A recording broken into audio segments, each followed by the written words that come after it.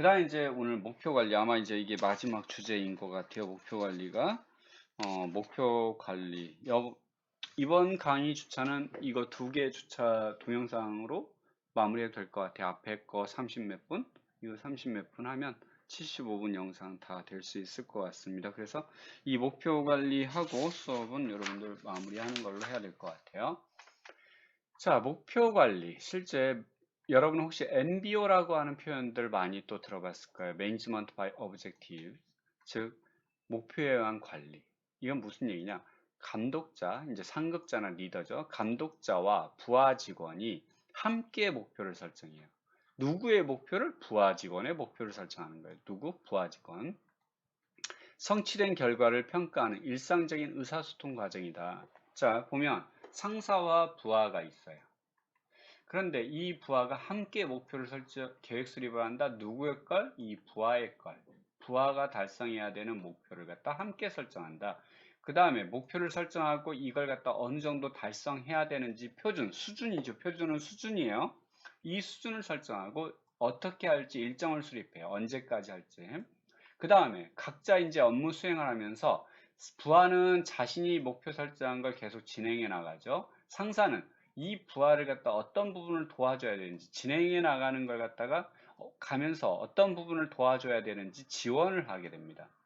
예를 들어 여기 이제 목표 설정하면서 이 나오는 여러 가지 변수들이나 상황들이 존재할 거 아니에요. 계획 수립하면서. 그러면 부하가 이제 이러이러한 부분은 좀 과장님께서 도와주십시오라고 했을 때 상사는 그거에 대한 도움을 제공하는 역할을 한다라는 거죠. 그리고 함께 통제 활동, 마지막에 이제 기간이 딱 돼서 결과가 달성이 되면 결과에 대한 평가와 그다음에 토론, 피드백을 같이 한다라는 거죠. 피드백이라고 하는 건 잘한 거에 대해서 어떤 포상이 주어지거나 못한 거에 대해서 어떤 질책 이런 게 주어질 수 있다라는 거죠. 자, 그러면 감독자와 부하가 합의하는 내용은 특정 기간 동안에 부하 직원이 달성해야 할 목표가 무엇이냐라는 거예요. 그리고 목표가 성취되어 가는 과정에서 어떻게 해야 되는지 계획 수립, 아까 이제 일정 계획이라고 했죠. 목표가 달성되는 걸 측정할 때 어떤 판단할 성과 표준, 그리고 평가하는 절차, 이런 거에 대해서 감독자와 상사와 부하가 함께 합의를 하는 거다라는 거죠. 근데 이제 이 나름대로의 문제점도 존재할 수밖에 없더라. 문제점이라고 하는 게 어떤 것이냐? 실제 쉬운 목표, 너무 쉬운 목표에만 관심을 기울이면 안 된다는 거죠. 그 다음에 서류 작업을 과도하게 요구하는 거. 그럼 서류 작업원이라고 그 목표를 오히려 달성할 수 없는 상황이 벌어지죠. 또 감독자가 부하에게 자신이 생각하고 있는 목표 수준을 단순히 말로 이번에 목표 이렇게 달성해 라고 전달했다고 해서 이게 부하의 목표가 된다라는 건 아니에요. 단기간에 너무 목표만을 강조하면 또 문제가 생긴다라는 거죠. 예를 들어 앞에서 이렇게 상사와 부하가 목표를 갖다 달성하기 위해서 논의하는데 상사가 이번에 예를 들어 이제 자동차 영업사원이라고 생각을 해보세요. 이 친구가 작년에 자동차를 10대를 팔았어요.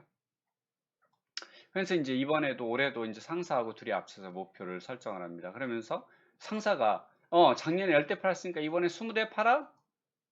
이렇게 지시하는 게 목표에 의한 관리냐? 아니다라는 거죠. 작년에 10대 팔았는데 이번에 이제 어느 정도 이번에 성과를 달성할 수 있을까? 서로 이제 합의하는 거죠. 그러면서 이번에는 경기 상황이 조금 위축된 부분이 많이 존재하니까 제 생각에 15대로 생각할 수 있을까 합니다. 15대라고 해도 이번에 지금 이제 이 대리가 작년에 보여준 성과의 능력들을 보면 더 올릴 수도 있지 않을까? 그런 부분은 어떻게 생각해? 이제 물론 이게 약간의 좀 위협은 뭐 위협적인 강요 아닌 강요 이런 게 나올 수도 있겠지만 그래도 부하가 거기에 동의하느냐의 문제 중요한 건 그것도 스스로 할 수 있는 능력의 범위 내에서 달성할 수 있는 능력의 범위 내에서 동의하느냐의 문제예요. 그냥 단순히 상사의 입장에서 이런 정도 해 이걸 전달했다고 해서 부하가 예 하겠습니다라고 해서 그게 목표냐? 그러지 않는다라는 거죠. 만약에 이런 문제점이 보완이 된다라면 어때요? 아마 부하는 자기가 무엇을 해야 될지를 명확히 알고 있어요. 그래서 이걸 달성하기 위해서 노력해야 될 업무가 무엇인지도 명확히 알 수 있다는 거죠. 상사에게는 부하와의 합의하에 설정한 목표 달성을 위해서 부하를 어떻게 지원해야 되는지를 분명히 알 수 있어요. 마찬가지로 이 회사 자체 조직에는 상사와 부하가 직접 얼굴을 맞대고 협의하기 때문에 상하 간의 관계에도 도움이 된다. 마찬가지로 부하는 자신에게 영향을 미치는 업무 의사결정에 직접 참여할 수 있는 참여적 의사결정 기법이 되는 거죠. 이로 인해서 부하는 외부적인 통제에 의해서 움직이기보다는 자신이 스스로 하려는 의지를 갖게 된다. 당연히 설정된 목표를 달성하려는 의지 또한 강해져서 조직 전반에 기여를 할 수도 있다라는 얘기죠. 조직 전체가 성장할 수 있다라는 얘기죠. 그래서 목표유형 관리, 여러분이 이제 나중에 상급자의 위치에 섰을 때도 이런 부분을 활용하는 것도 상당히 의미가 있다. 물론 여러분하고 이제 목표유형 관리, 내 의도는 목표유형 관리적 측면에서 여러분한테 내가 3개월 레포트를 냈지만 우리가 비대면 상황에서 이제 만나질 못하니까 여러분에 대해서 일일이 하진 않습니다. 근데 여러분 이제 스스로가 해야 돼요. 여러분이 설정한 목표에 대해서 내가 지금 이걸 갖다가 진행해 가는 과정에서. 물론 어려운 거는 여러분 댓글을 통해서 진행하고 있는데 이러이런 부분에서 조금 어려움이 존재한다. 혹은 이제 개인적인 거는 메시지를 통해서도 얼마든지 할 수 있다. 그걸 통해서 여러분이 이러이런 부분 좀 어떻게 뭐 어렵다 어쩌다 이제 이런 걸 나눌 수도 있으니까 그건 편하게 여러분 하시면 된다. 자, 이제 여기 피터 드러커 지금 우리 경영학의 거장이죠.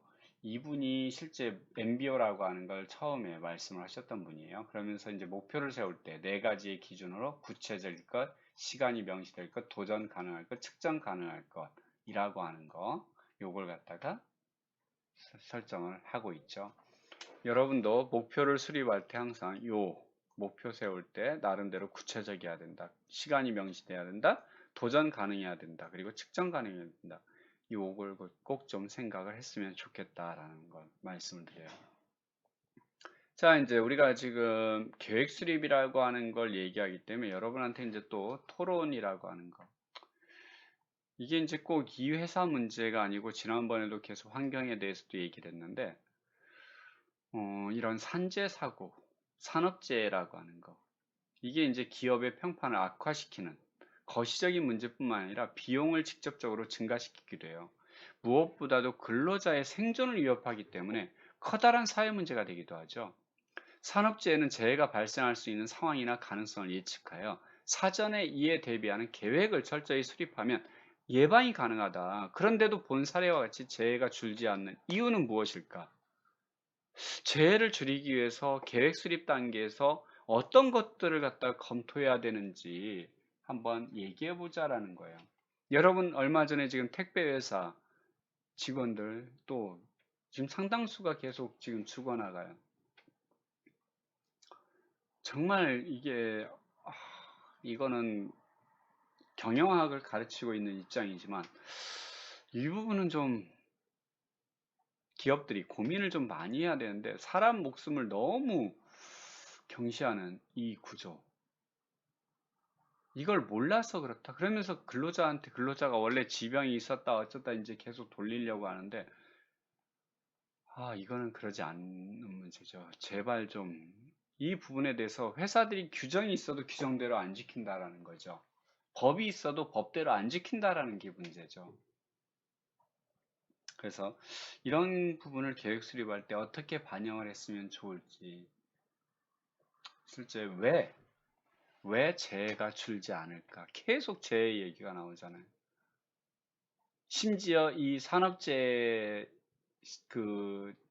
재해로 인해서 입원하거나 하면 회사에 타격 온다고 개인적으로 회사에서 개인적인 회사 비용으로 처리하려고 하거나 이런 압력을 주는 경우도 있죠.